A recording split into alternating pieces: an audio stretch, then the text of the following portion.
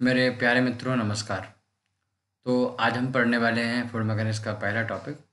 और food mechanics का पहला टॉपिक है प्रॉपर्टी या फ्रूट्स। तो प्रॉपर्टी ऑफ फ्रूट्स के बारे में हम पढ़ें इससे पहले हमें ये सीखना पड़ेगा कि आखिर फ्रूट्स क्या होते हैं।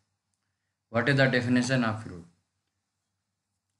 तो हम ज़्यादा डीप में नहीं जाएंगे, बस हम समझेंगे कि एक्चुअली फ्रूट्स की डेफिनेशन क्या है और किस तरीके से हम इसको समझेंगे, संक्षेप में देखेंगे और फिर हम अपने आगे सिलेबस की ओर बढ़ेंगे।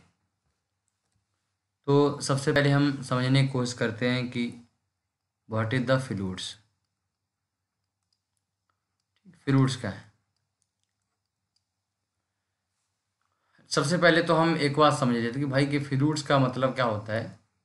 फ्रूट्स की क्राइटेरिया में दो चीज़ें आती हैं। पहला तो जो आता है वो है गैस, और दूसरी जो चीज़ है वो आता है लिक्विड। तो ये दोनों अंडर फ्रूट्स आते हैं। ठीक। अब हम फ्रूट्स की डेफिनेशन के बारे में बात करते हैं। जो पहली डेफिनेशन है वो पहली डेफिनेशन है a substance that can flow. ठीक। अ सबस्टेंस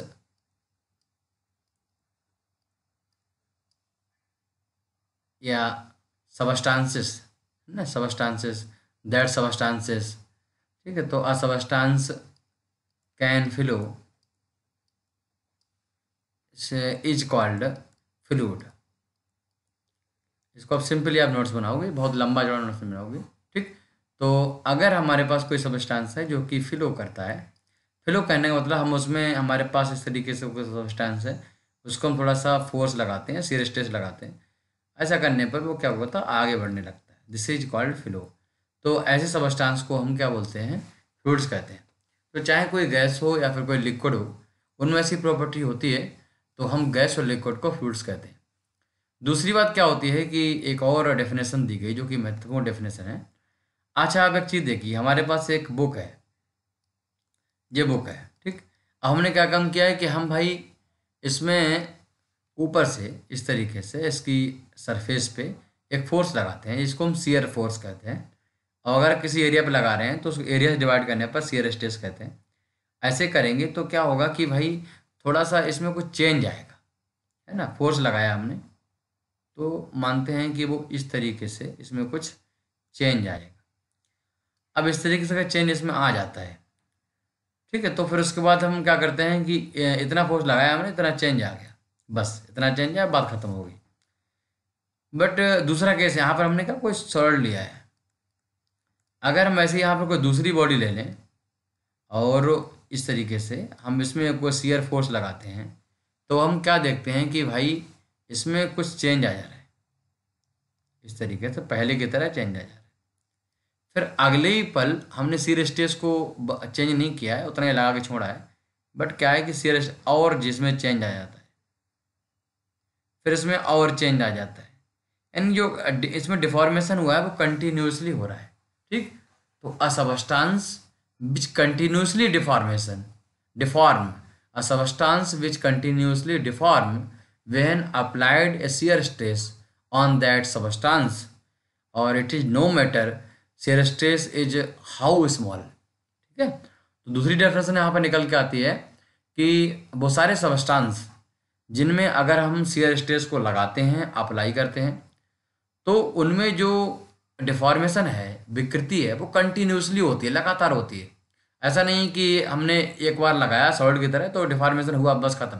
यहाँ पर हमने एक बार लगाया तो डिफॉर्मेशन कंटिन्यूसली होता रहता है, तो उनको हम फ्लूइड्स कहते हैं। ठीक। तो हमने देखा कि फ्लूइड्स क्या होते हैं, गैस और लिक्विड्स को फ्लूइड्स कहते हैं। नंबर दो, वो सबस्टांस जो फ्लो करते हैं उनको हम फ्लूइड कहते हैं। और दूसरी डेफिनेशन मैंने बोली कि ऐसे सबस्टांस जिनको हम अगर हम फोन पे हम उनमें शियर स्ट्रेस लगाते हैं, तो उनमें जो हमारे जो डिफॉर्मेशन है वो कंटिन्यूसली होता है, तो हम उनको क्या बोलते हैं, हम उनको फ्लूइड्स कहते हैं। तो फ्लूइड्स के बारे में आप समझ गए होंगे, हिंदी में इसको तरल कहते हैं। मेरे बच्चे बहुत सारे ऐसे हैं जो कि हिंदी मीडियम से हैं, तो तरल इसको कहते हैं, इस तरीके से हम समझ सकते हैं। तो आप समझ गए होंगे हम किस तरीके चीज़ों को समझेंगे, है ना। तो ये इसकी प्रॉपर्टीज के बारे में ना।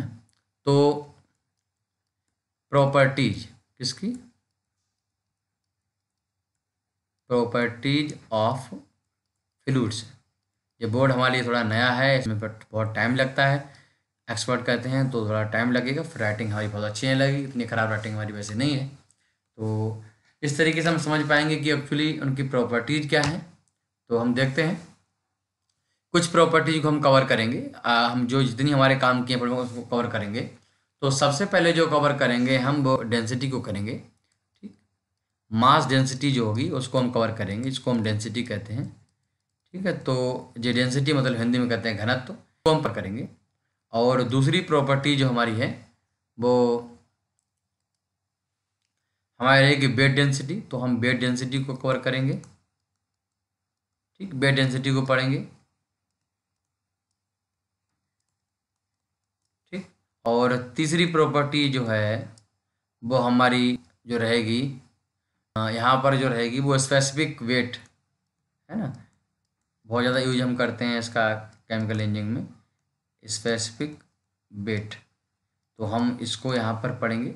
और चौथी प्रॉपर्टी जो हमारी रहेगी वो रहेगी, फिर हम स्पेसिफिक वेट नहीं मतलब स्पेसिफिक, हाँ स्पेसिफिक वेट पढ़ लेंगे, फिर इसके बाद हम यहाँ पर पढ़ लेंगे स्पेसिफिक डेंसिटी, है ना, स्पेसिफिक डेंसिटी, स्पेसिफिक डेंसिटी, तो हम इसको पढ़ लेंगे, तो ये हमारा हो जाएगा।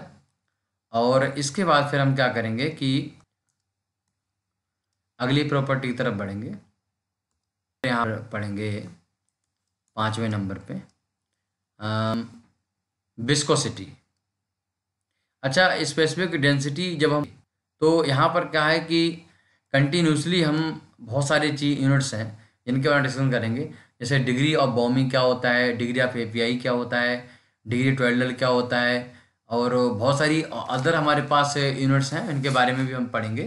तो आप यहाँ देखो कि हम कितना ज़्यादा सीख पा रहे हैं। इसके अलावा डिग्री ऑफ ब्रिक्स क्या होता है, पीएच क्या होता है, ये सारी चीज़ें क्या होती हैं, ये डेंसिटी के बारे में बताती हैं। तो इन सारी चीज़ों के बारे में हम यहाँ पर पढ़ेंगे। तो फिर हम पढ़ेंगे विस्कोसिटी के बारे में। तो और इसमें मैंने आपको बोला था कि 3 टाइप की विस्कोसिटी आएगी। पहला पढ़ेंगे हम मतलब विस्कोसिटी नॉर्मली, ये हम पढ़ेंगे।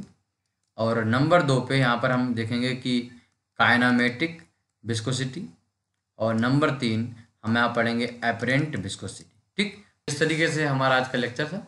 तो अगले लेक्चर हम लोग इन प्रॉपर्टी को विस्तार से पढ़ेंगे। तो नमस्कार।